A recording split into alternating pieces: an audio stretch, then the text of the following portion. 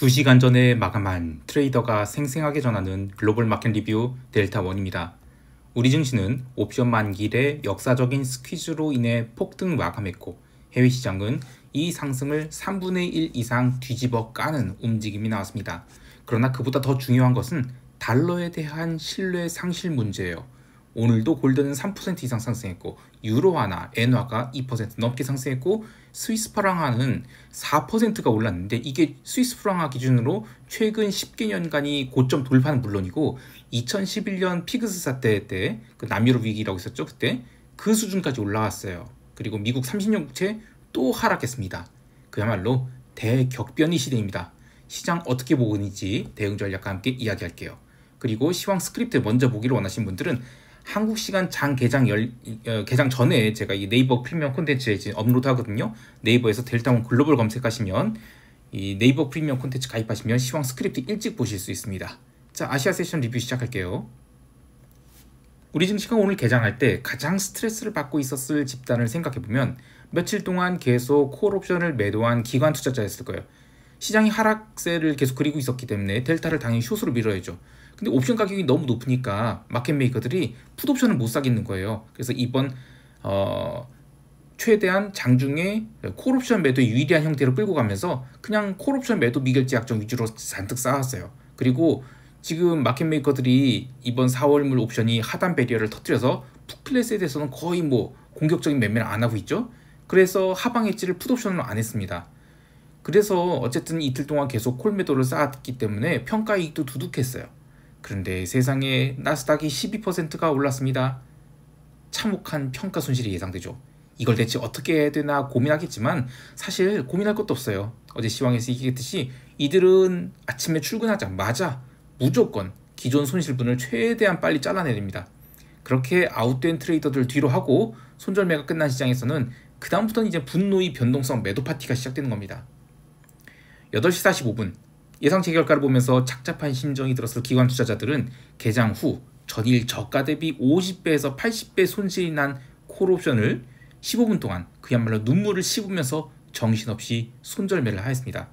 물론 실제로 뭐 80배 그러니까 뭐 그 80배 깨졌다, 그러니까 100만 원 벌렸다가 뭐 평가 손실 8천만 원 맞았다 이런 건 아니고요.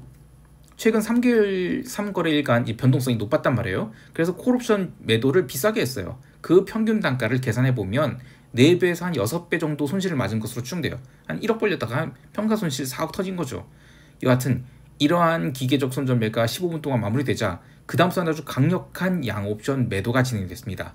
행사가 320을 대상으로 콜옵션, 풋옵션 할 것 없이 미친듯이 옵션이 발행됐는데 오늘 기관 투자자들은 개장 후 15분 동안 콜옵션 손절매로 약 2만 계약을 매수했다가 오전 10시까지 콜옵션을 다시 매도했고 풋옵션은 무려 8만 6천 계약을 매도했습니다.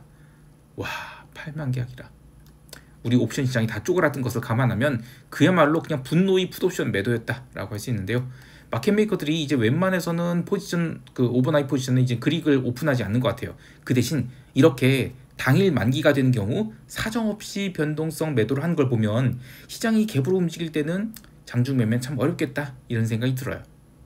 자, 또 하나, 오늘 외국인들이 과연 선물을 어떻게 할 것인가 궁금했는데 이번 6월물 선물을 롱으로 끌고 온 것을 외국인들이 다 뒤집고 평균 단가 319선에서 19,000 계약이 선물 매도를 쌓은 것으로 추정됐죠. 역시 시가 갭상승했을 때부터 쉬지 않고 현물 동시효과 들어갈 때까지 선물 매수를 무려 1조 7천억을 했습니다. 여기서 이런 소리가 들리는 것 같아요. 야, 다 집어치워버려. 얼마나 짜증났을까 싶은데요. 선물 미결제 약정은 하루 종일 19,000 계약가량 감소해서 이번 6월물이 근월물이 된 이후 미결제 약정이 가장 낮은 수준인 259만 9천 계약대로 내려가 버렸습니다. 재미있는 것은 오늘 선물 미결제 약정 규모 감소한 게 19,000 계약인데 이게 제가 보유하고 있는 모델, 그러니까 외국인이 선물 투기적 매매 누적 계산 로직에서 추정하고 있는 외국인 선물 누적 매도 포지션이 규모와 동일해요. 제가 그래도 이 바닥에서 20년 넘게 굴러먹었다고 뭐 이런 로직이 아직 잘 작동하는 것을 보이면 참 나도 고인물이다 싶어요. 어쨌든 깨알자랑 잠깐 했고, 근데 이제 아쉽게도 오늘 외국인들은 현물은 얼마 안 샀어요. 그냥 인덱스 바스켓을 일부 담는 정도로만 대응한 것 같은데 어제 시황에서 얘기했듯이 오늘 외국인이 선물은 대량의 손절매를 할 수 있었지만 현물은 얼마 매수하지 않는다? 그럼 이거는 바닥이라고 볼 수 없다 라고 얘기를 했었죠. 외국인들은 장중에 한 2천억 정도 선물을 매수했을 뿐, 현물을 매수했을 뿐 소극적으로 대응했어요. 오히려 연기금이 장중에 꽤 많은 현물을 매수했는데 이것도 그냥 인덱스 매수가 들어온 것이다, 이렇게만 보고 있습니다. 이제 옵션 시장을 보면 5월물 옵션은 아무리 잔존 기간이 좀 짧은 29일밖에 안 남았다라고 하지만 전체 변동성 흐름을 보면 지나치게 등가격 옵션 가격이 낮아요. 다음 주 월요일에 대한 위클리 옵션, 이것이 상대적으로 훨씬 비쌉니다. 마켓메이커들은 5월물에 대해서는 지금 배려를 굉장히 넓게 치고 있어요. 등가 옵션은 저렴하고 외가격 옵션은 비싸다는 것은 시장을 버터플라이나 또 양백 스프레드 매수로, 그러니까 이 자리에서 어디든 갭으로 크게 움직일 수 있다, 이렇게 보고 있는 것 같아요. 지난 월물까지는 그래도 시장의 레인지가 어느 정도 예측이 돼서 상단과 하단 잡아놓고 조금씩 양 옵션을 양쪽으로 갈아가면서 델타를 쪼여가는데, 이제는 완전히 손 놓은 것 같아요. 그나마 그래도 하나 관찰되는 것은 오늘 대폭등이 나오면서 마켓메이커들이 야, 이거 함부로 콜옵션을 팔면 안 된다, 이런 걸 깨달은 것 같아요. 그래서 이렇게 되면 옵션 가격이 늘 비쌀 거란 말이에요. 그래서 지수에 대해서 롱배팅 할 때 콜옵션이 야, 이 정도 비싸게 콜옵션을 사면 내일 간만은 안 나오겠구나, 델타로만 먹어야 되겠구나, 이런 기준이 좀 더 타이트하게 잡혀지게 돼요. 그러니까 한마디로 이제는 옵션을 매수해서 돈 벌기는 참 어려운 장이 되겠다, 이런 것입니다. 자, 이제 유럽 세션 넘어갈게요. 유럽 증시는 전일 현물 마감 후 선물 시장에서 9% 넘는 상승이 있었고, 그런 상황에서 아시아 세션 지나면서 지수 선물이 조금씩 내려가기 시작하자 본장 개장 후 5분간의 휴스 퀴즈를 내고는 바로 밀리기 시작했습니다. 기술적으로 나름 중요했던 월요일이 가짜뉴스로 오버슈팅했던 자리까지 내려와서는 어떻게든 버텼는데, 미국 증시가 개장 초 1시간 동안 추가 반등에 실패하면서 밀리기 시작하자 유럽 지수 선물은 손절매가 나오기 시작했어요. 그래서 전일 상승했던 분량이 3분의 2까지 밀어버리게 됩니다. 물론 이후 미국 증시가 반등에 성공하면서 언더슈팅으로 내려간 부분은 회복하긴 했지만 시장의 분위기는 명확했어요. 아직 해결되지 않은 것들이 천지인데 이 반등 강하게 나오면 때리고 나오겠다는 것이죠. 여전히 변동성이 높은 점도 부담스러운데 유로스탁스 변동성 지수는 어제 25포인트까지 눌린 것을 본장 개장 후에는 다시 28포인트대까지 회복했고, 시장이 등락을 거듭하는데도 계속해서 변동성 매수가 들어와서 지수를 압박했습니다. 지수가 하락하면서 유럽 변동성 선물은 35포인트까지 튀어올랐는데, 이게 재밌는 것이 목요일에 트럼프가 관세 부과 90일 유예를 결정하면서 변동성이 급락했던 그 자리까지 변동성이 다시 올라온 거예요. 그러니까 이벤트는 분명히 지나가는데 변동성은 다시 다 살아난 겁니다. 그런데 또 재미있는 것은 유럽 지수는 그보다 더 내려가지 않았어요. 그래도 이건 긍정적으로 해석할 부분인데, 유럽 증시에 조심스럽게 저가 매수가 들어오고 있다, 이렇게 볼 수 있는 거죠. 다만 시장에서는 포지션으로 주식을 매수할 생각은 없는 것 같고, 여전히 기술적인 매매, 그러니까 반등 시 매도 전략이 우위에 있는 것 같아요. 채권 시장에서는 안타깝게도 또 미국 장기 국채가 빠졌습니다. 다만 오늘은 30년물보다 10년물이 더 빠졌어요. 아무래도 오늘 새벽 2시에 30년 국채 입찰이 나름 적절한 응찰률을 기록하면서 야, 그동안 하락이 좀 과도했구나, 이런 공감대가 형성되어서 그런 것 같은데요. 기본적으로는 단기물은 버텼지만 장기물이 밀리는 움직임 계속됐습니다. 거기에 하나 더 볼 것은 오늘 유로존 국채는 아예 그냥 폭등을 해버렸어요. 단기물 장기물을 할 것 없이 유로존 국채가 폭등을 하면서 유로화도 매우 강한 상승을 했는데요. 한마디로 달러화 자산에 대해서 관심 끄겠다는 것입니다. 정말 무서운 일이죠.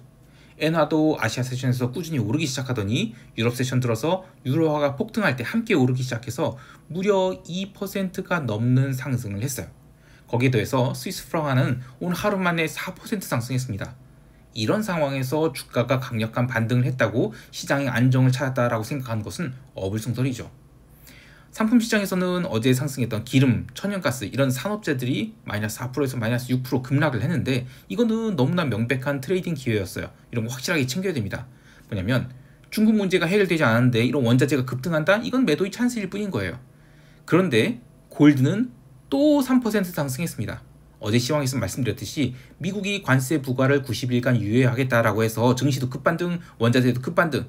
그러면 이렇게 위험자산이 강세를 보이니까 골드는 밀려야 돼요. 그런데 20달러 정도밖에 안 밀렸다가 다시 상승해서 종가 고가로 갔습니다. 게다가 목요일 아시아 세션이 시작되니까 골드는 아예 스퀴즈가 나버리죠. 그런 상황에서 유럽 세션이 시작되면서 유로화나 엔화가 급등하자 골드는 더욱 강하게 상승하기 시작했고요. 미국 세션 들어서 연준이 슈미트 이사가 미국 국채의 공급량 증가 그리고 수요 축소 가능성 이런 걸 언급하니까 골드는 폭등을 해버렸습니다. 기술적으로도 오늘 골드의 상승은 충분히 예견된 일이었는데 이번 주 주봉 급등 패턴이 만들어진 것이죠. 이 모든 것에는 달러와의 지위 하락이 깔려있다라고 볼 수 있겠어요.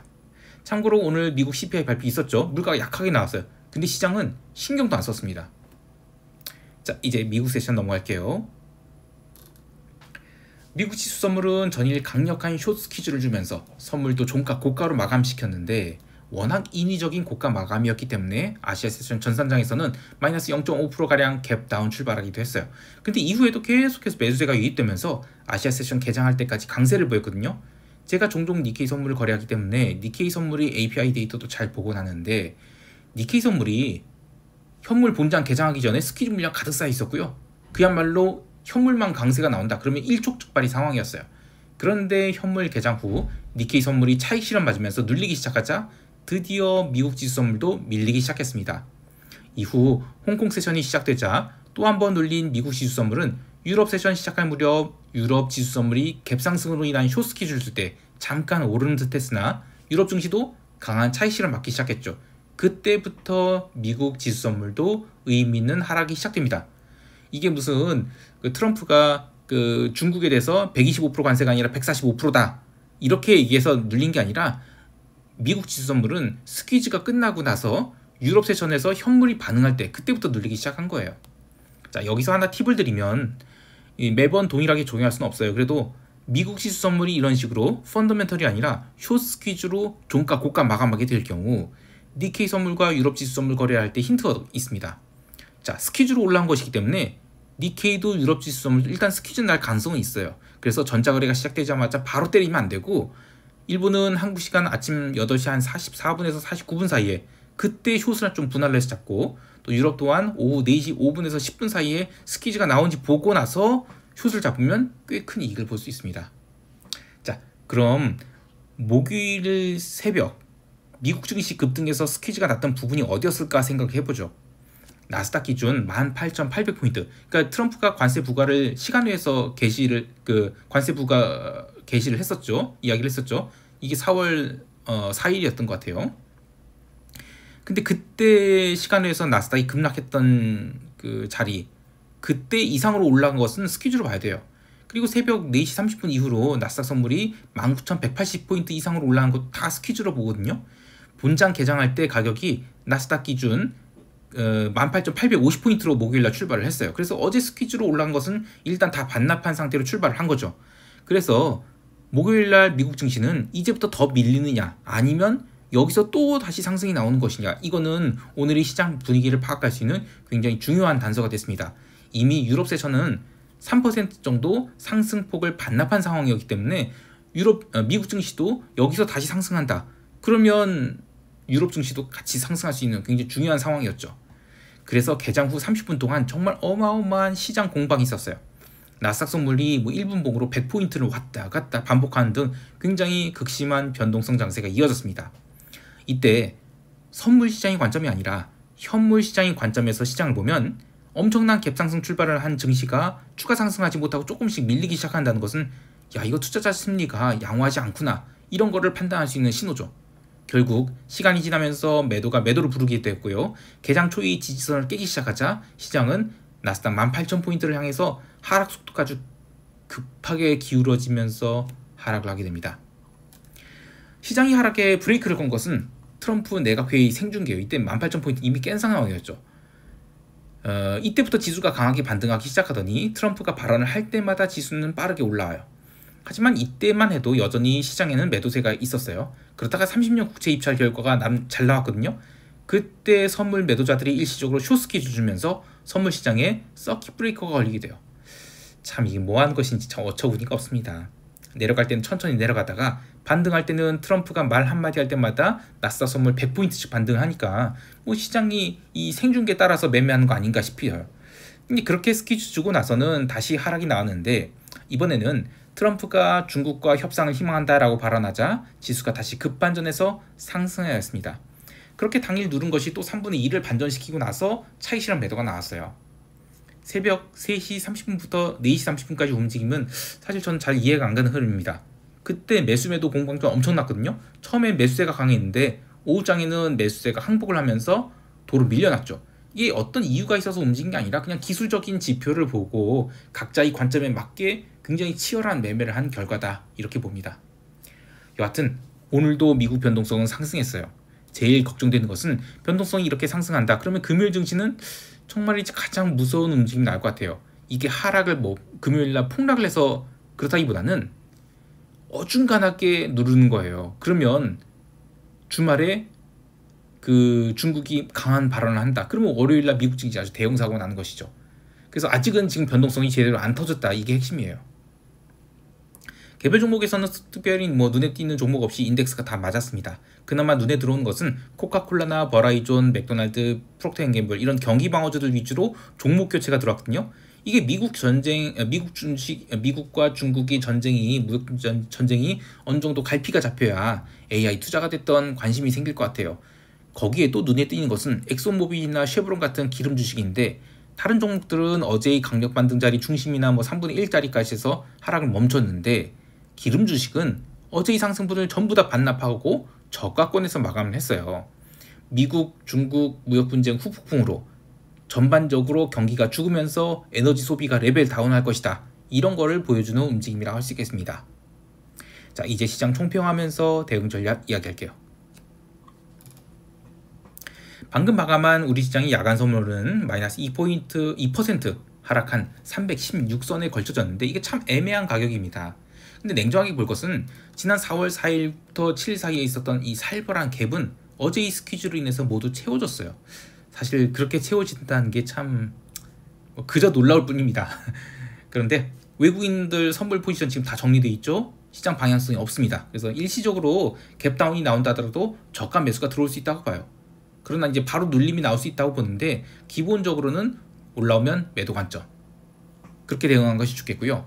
시장이 촉각을 기울이는 것은 중국이 반응이에요. 목요일 홍콩 시장 갭상승 출발한 다음 오전장은 매우 강하게 상승시켰다가 그걸 다 눌러버렸거든요. 그래서 지금 중국은 기대감과 우려가 공존하고 있어요. 그래서 우리 시장은 갭다운 나왔다, 그래서 저가 매수, 롱 잡고 밀기, 이거 다 안 될 것 같고요. 그렇다고 해서 계속 매도를 쌓았다, 이것도 당일 시세를 어느 정도 주면 청산하고 나와야 된다라고 봅니다. 또 전일 미국 증시나 유럽 증시가 조정을 받은 최저점이 전일 상승한 부분이 한 3분의 2자리, 그러니까 피보나치 수요의 61.8% 되돌림, 이렇게 볼 수도 있어요. 근데 시장에 정답은 없어요. 그런데 지금 펀더멘탈이 없는 상황에서 투자자들이 공통적으로 생각한 자리는 심리적으로 굉장히 중요한 변곡점을 만들 수 있어요. 모두들 막 팔기 시작을 해요. 그래서 막 공포가 질리는데 어떤 순간에서는 아니다, 이제 그만 팔아야지, 그렇게 심리가 바뀌게 되면 그게 무슨 이유가 다양할 수 있어요. 이평이 됐든 RSI가 됐든 기타 각자 보는 기술적 지표들이 공통점이 될 때 그러한 자리에서 변곡점이 만들어져요. 어제 미국 증시가 오전장에 급락한 것도 이 매수를 한 트레이더들이 시장이 더 못 가니까 일단 정리하자라고 판단하기 시작해서 흘러내렸죠. 근데 그렇게 처음에는 하락하다가 이 매도가 매도를 부르면서 하락이 급해져요. 그러다가 이제 됐다, 이 정도면 굳이 팔지 말고 내일 상황 보자 라고 판단한 자리가 이른바 피보나치 61.8% 되돌림, 그 자리가 되는 거예요. 오늘 우리 증시도 갭다운 나오고 나서 바로 의미있게 반등하지 못할 경우 힘이 빠지면서 위와 같은 하락을 맞을 것으로 보는데 철저히 기술적인 관점에서 매매하는 것이 좋겠어요. 어제 시장이 갭상승했다고 그 가격에 시장 바닥 찍었다고 매수할 트레이더들은 저는 얼마 없을 것 같아요. 마찬가지로 금요일이 갭다운에 시장이 좋은 매수 기회를 줬다고 해서 매수를 해서 막 밀어붙이는 그런 트레이더들 얼마 있을까 싶어요. 그냥 시장은 아직 불안한 겁니다. 해외 시장의 변동성이 다시 살아난 만큼 우리 증시 변동성도 살아날 것이고요. 기술적 분석을 최대한 동원해서 일중 거래를 하면서 이 시기를 좀 버텨야 되겠습니다. 해외 시장에 대해서는 계속해서 시장 부정적으로 보고 있어요. 참고로 오늘 미국 세션 오후장에 백악관 회의가 공개될 때 이런 일이 있었죠. 어떤 누군지 모르는 기자였나? 하여튼 오늘 주식시장 하락한 거 보셨습니까? 라고 트럼프한테 질문하니까 오늘 시장 못 봤다라고 대답했어요. 대신 스캇 베센트가 주식시장은 봤는데 어제 15 올랐으니까 오늘 5 빠지는 건 자연스러운 일이고 나쁜 일은 아니다, 이렇게 얘기를 했죠. 자, 그러면 금요일날 3 빠지고 월요일날 아예 10이 빠져버리면 이거 어떻게 대답할까요? 이런 게 조삼모사 원숭이 길들이기예요. 시간이 지나갔을 때 내려가 있는 건 생각하지 못하고 중간중간에 저렇게 강력한 반등 나오잖아요. 그러면 그런 거에 익숙해지게 되면 시장 참여자들은 진득해지지 못해요. 어떻게든 다시 빠질 수 있으니까 빨리 올라왔을 때 먹튀를 하려는 그런 충동을 느껴요. 그런 시장은 건전하고 차분한 시장이 아닙니다. 그리고 그렇게 시장이 등락이 거듭되면 장기 투자자들이 떠나게 돼요. 또 하나 볼 것은 골드와 엔화의 상승세입니다. 매우 심각하게 보고 있는데요. 비달러 중 원자재 통화가 아닌 선진국 통화들이 강한 랠리를 보인다는 것은 달러와 비중을 축소시키는 움직임이라고 볼 수밖에 없죠. 지금 시장에 남겨진 재료는 중국이 반응인데 만약에 중국이 긍정적인 반응을 보인다 하더라도 과연 달러화가 살아날 수 있을까요? 저는 그렇지 않다고 봐요. 오히려 상대적으로 약했던 원자재 통화인 오지달러 정도가 급반등할 수 있다고 보지만 그때는 뭐 시장이 인플레이션을 기대하는 움직임이나 봐야 되는데 오늘 발표된 미국 CPI는 전월 대비 하락이 나와버렸어요. 그래서 인플레이션 기대로 원자재 통화가 간다기보다는 그냥 닥치고 달러화를 줄인다 이런 신호로 봐야 될 것 같아요. 그래서 골드 앤 롱 관점 그리고 기름은 숏 이렇게 관점 유지합니다. 자, 오늘 하루도 성공 투자하시길 바라고요. 이상 델타원이었습니다. 감사합니다.